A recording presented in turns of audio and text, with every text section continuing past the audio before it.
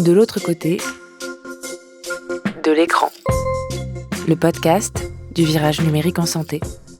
Une série proposée par l'assurance maladie. Premier épisode. Les aventuriers du système de santé numérique.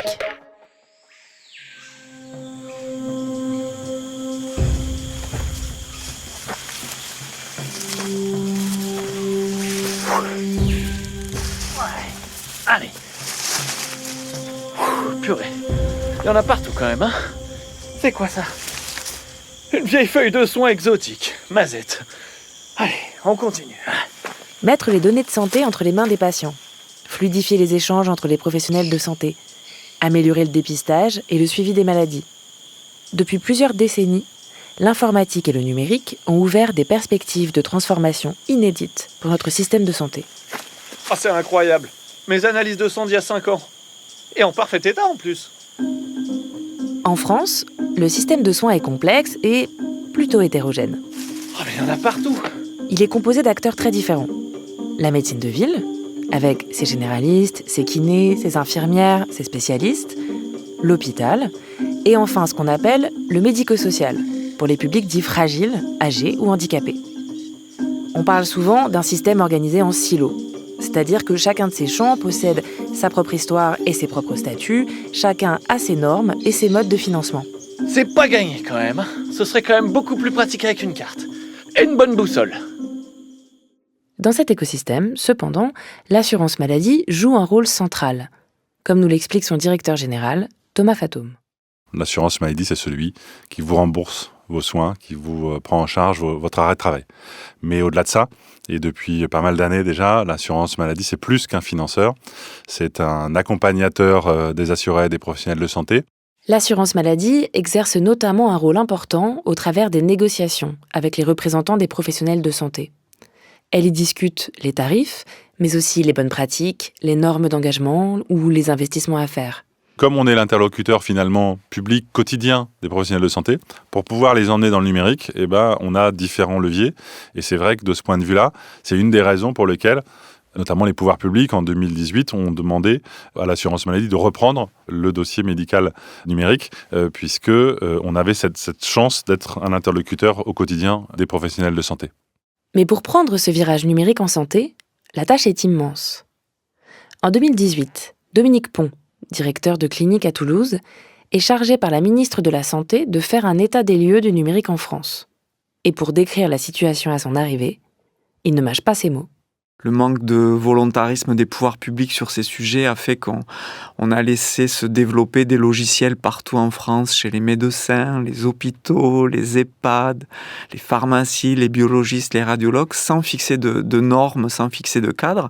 Et chacun a développé des logiciels comme il voulait. L'hôpital ne reçoit pas correctement la lettre d'adressage du médecin généraliste. L'EHPAD ne reçoit pas le compte-rendu de l'hôpital en post-hospitalisation. Donc en fait, il y a des ruptures dans les parcours de soins numériques des gens parce que l'État n'a pas fixé le cap, quoi. Donc c'est le bazar qui s'est développé depuis 15-20 ans en France.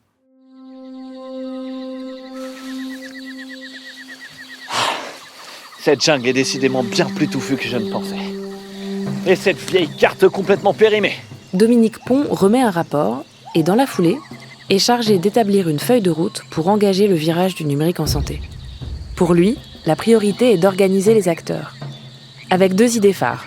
Simplifier et surtout, mettre le patient au centre de la transformation numérique annoncée. Je me rappelle quand j'avais été appelé pour faire le rapport sur le numérique en santé. Je me rappelle super bien, c'était l'été, j'étais sur ma terrasse en caleçon. Et je m'étais dit, il faut que ma tati dans l'Ariège, ça soit la bosse de ces données de santé. C'était ça que j'avais en tête. C'est ça, l'avenir, c'est ça, quoi. C'est faire confiance aux gens et avoir suffisamment confiance en eux pour qu'ils aient le pouvoir. Et il faut que le numérique, ça soit leur outil de pouvoir et d'émancipation. Donc ça veut dire quoi? Ça veut dire qu'il faut leur proposer la restitution de leurs données de santé et que eux-mêmes, monsieur et madame tout le monde, ils puissent dire ma donnée de santé, c'est moi qui décide de la partager avec tel médecin et pas avec tel autre, avec tel hôpital et pas avec tel autre. Mettre le patient au centre de la transformation numérique va être l'idée cardinale et la boussole du virage numérique en santé. Mais cette idée en apparence limpide demande un énorme effort collectif, car elle implique de déjouer les logiques en silo du système de soins. Très concrètement, il faut faire parler ensemble des professionnels de santé différents et surtout faire communiquer leurs logiciels. C'est ce qu'explique le directeur de l'assurance maladie, Thomas Fatome. Il y a, je dirais d'abord, quelque part, l'idée que ça a l'air évident, mais quand même, tous les acteurs publics se mettent bien d'accord sur ce qu'on voulait faire. Et ça, on l'a vraiment, je crois, extrêmement bien fait les uns les autres. Le ministère de la Santé a défini cette feuille de route. Le numérique en santé, c'est quoi ? Qu'est-ce qu'on veut faire à l'horizon de 5 ans ? Et puis, nous, on s'est inscrit comme, finalement, opérateur, parce que c'est notre métier. On sait gérer des projets, développer des projets numériques. Ah, le fleuve doit être plus très loin. Si on arrive à le localiser à l'oreille, on pourra remonter le fleuve pour trouver un camp de base.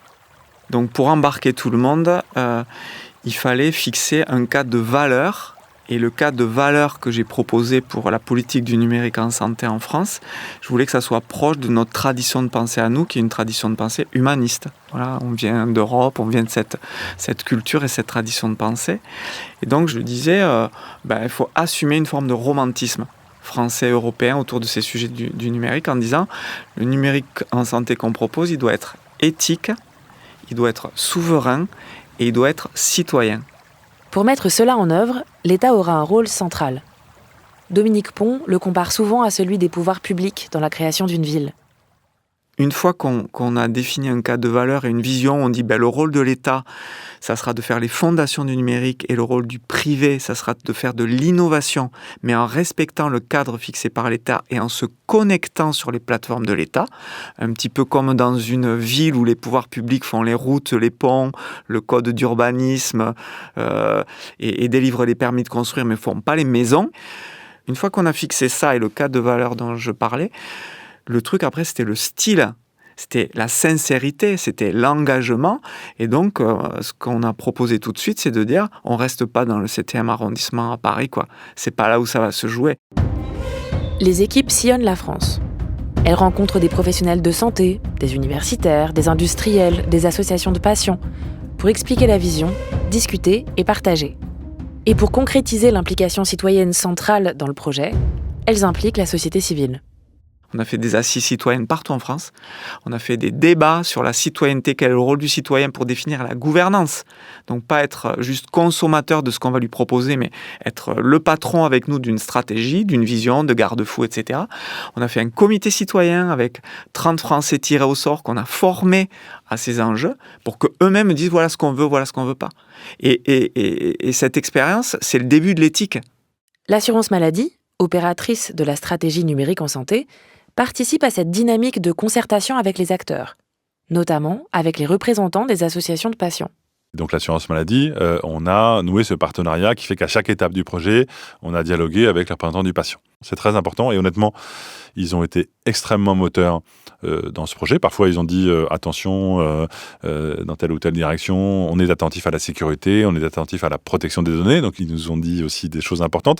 Et au-delà de ce niveau institutionnel, on a aussi construit à chaque moment des moments de test, de partage, ce qu'on appelle des clubs d'utilisateurs. De se dire, voilà, le produit pourrait être comme ça. Comment vous réagissez ? Est-ce que vous l'utiliseriez ? Est-ce qu'il correspond à vos attentes en termes d'ergonomie, en termes d'usage ? Voilà, des choses très très pratiques. Et ça, on va continuer à le faire. Pour donner aux citoyens l'accès à leurs données, il fallait aussi régler une difficulté technique de taille. Les professionnels de santé sont équipés de logiciels très très différents les uns des autres. Il faut donc trouver une façon de les faire communiquer entre eux.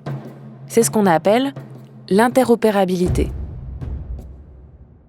On partait d'une sorte de bidonville numérique, puisque tous ces logiciels, il y en a des centaines de milliers déployés dans la nature en France, partout, chez les médecins, les EHPAD, les biologistes, les radiologues, les hôpitaux. Donc il fallait, dans l'après-coup, trouver un moyen de faire modifier tous ces logiciels, d'une part pour qu'ils se mettent aux normes fixées désormais par l'État, mais en plus de ça, que ces logiciels-là, ils se connectent sur les passerelles, sur les plateformes de l'État. Donc il fallait faire modifier les centaines de milliers de logiciels. Et donc, pour arriver à ça, et ce n'est pas encore fait aujourd'hui, mais le moyen d'y arriver, ça y est, il est cadré. Et donc, c'est un horizon, moi, je dirais, de 18-24 mois. la grande majorité de ces logiciels de santé en France seront aux normes et communiqueront. C'est le Ségur de la santé, lancé en 2020 après le premier confinement, qui va permettre de réaliser cette prouesse. Ok, on a dit des ponts, des lianes, des recoins sûrs et surtout de la lumière partout. Certains de ces fonds vont financer la mise à jour des logiciels selon des modalités nouvelles. C'est l'État qui réglera désormais directement aux éditeurs de logiciels les versions mises à jour, commandées par les professionnels de santé. Allez, si on s'y met tous, on peut y arriver. À mon signal, on tire. Oh oui. Oh oui. Oh oui. C'est bien, nickel. À droite maintenant. Allez, on ramène l'interopérabilité. Doucement, vas-y. Ouais, nickel. Ok, pause déjeuner. Le résultat le plus visible de cet effort collectif s'appelle « Mon espace santé ». Un espace en ligne ouvert pour tous les Français et toutes les Françaises depuis le premier semestre 2022. Thomas Fatoum le détaille. Mon espace santé, c'est d'abord un coffre-fort numérique. Vos données de santé, en fait, aujourd'hui, elles sont éparpillées un peu partout. Elles sont un peu chez votre médecin, un peu chez votre pharmacien, un peu à l'hôpital. Si vous y êtes allé, vos résultats de biologie dans le laboratoire, vos résultats de radiologie dans le cabinet de radiologie. Mon espace santé, c'est l'endroit où vous pourrez mettre, vous, tous vos dossiers de santé, toute l'histoire de votre parcours de santé et aussi où les professionnels de santé vont alimenter automatiquement cette histoire, ce parcours de santé sans que vous ayez vous-même à faire des démarches. Et donc ça, c'est extrêmement précieux dans le parcours de soins parce que j'ai cette base de référence. Là où sont mes données de santé, c'est cet espace santé. Qu'est-ce que ça change ? Ça change, pour un papy qui vient de 200 bornes se faire opérer d'une chirurgie cardiaque, de tout faire en ligne tranquillement à la maison, de nous envoyer ses résultats de biologie pour être sûr qu'on ne va pas se planter quand on va l'opérer, de répondre à des questionnaires en ligne, d'échanger avec des infirmières qui le rappellent par rapport aux éléments qu'il a envoyés. Quand il arrive super stressé dans la chambre d'hôpital où il oublie de nous raconter la moitié des trucs parce qu'il a fait ça tranquillement et qu'on a pu bien sécuriser son parcours, c'est la sécurité et c'est la possibilité pour lui aussi de nous dire quand il y a un truc qui ne va pas, d'échanger directement avec nous et de nous dire « vous m'avez envoyé telle donnée de santé, il manque un truc ». Donc en fait, c'est ça que ça va changer au quotidien. On n'est pas dans je sais pas quoi, des trucs futuristes. On est dans le b.a.-ba de ce qu'on devrait faire si on était des gens bien avec les gens. Pour Thomas Fatoum, Mon espace santé est bien plus qu'une version numérique du carnet de santé. C'est une transformation profonde de la manière dont on gère sa santé. Et donc, si je veux vraiment essayer de résumer, mon espace santé, c'est votre mémoire sécurisée de votre parcours de soins. C'est une relation numérique avec les professionnels de santé. C'est un outil de prévention au quotidien. Et puis, c'est une façon, quelque part, d'utiliser toute la puissance des applications numériques en santé qu'on voit arriver, qui vont changer de façon certaine les parcours de soins, le recours aux soins, les comportements des patients et des professionnels de santé. Et on veut que ce catalogue d'applications, ça ne soit pas la jungle. Enfin, ça restera un espace de liberté. Et pour faire vivre les outils créés, pour que la transformation du numérique en santé puisse avoir tous ses effets, il faut, pour Thomas Fatoum, poursuivre les dynamiques collectives qui ont été lancées. L'enjeu fondamental, c'est celui de l'appropriation, je dirais. C'est pas de créer aujourd'hui des nouvelles briques, entre guillemets. C'est d'accompagner les acteurs, professionnels de santé d'un côté, assurés de l'autre. Donc c'est les usages. Et ça se décrète pas, ça se décide pas, c'est pas unilatéral, c'est un accompagnement. Et c'est ça dans les prochains mois. Alors c'est pas que de l'accompagnement, je dirais, psychologique et culturel, même si c'est très important. C'est aussi donner aux professionnels de santé les outils, les bons logiciels pour que ce soit automatique, que ce soit simple. Ils nous demandent ça aussi, ils ont raison. C'est des défis en fait très, très pratiques, très opérationnels, mais aussi de continuer à avoir cette dynamique positive qu'on a essayé d'avoir avec tous les acteurs, qu'on a emmenés dans le projet, les industriels, les professionnels de santé, les hospitaliers, les ordres, les syndicats, les usagers. Ils vont effectivement s'en emparer parce que c'est d'abord, quelque part, leur responsabilité et c'est grâce à eux que ça va marcher. Nous, on est là, entre guillemets, que pour créer les conditions, proposer ces services numériques.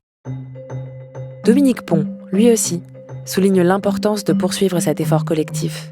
Pour lui, au-delà de la question de la santé, il en va aussi d'une certaine idée du numérique et de la société, d'un parti pris de l'optimisme et surtout de la croyance en la puissance d'agir collective. dans le désenchantement actuel autour des sujets du numérique et de manière générale sur ce que c'est l'État, ce que sont les sociétés. Il y a une histoire de parti pris dans tout ça. En fait, je crois qu'il faut affirmer une forme de désir commun et de croyance commune sur le fait qu'il faut se concentrer sur ce qui nous relie et pas sur ce qui nous divise.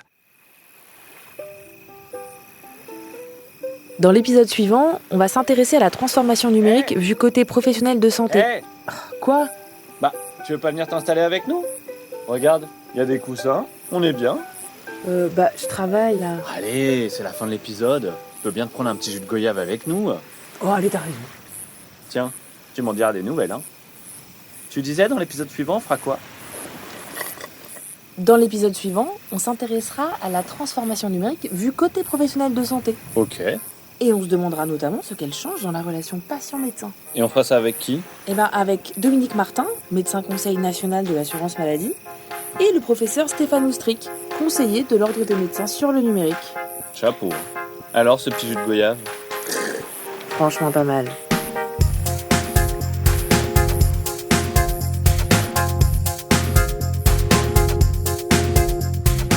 À suivre.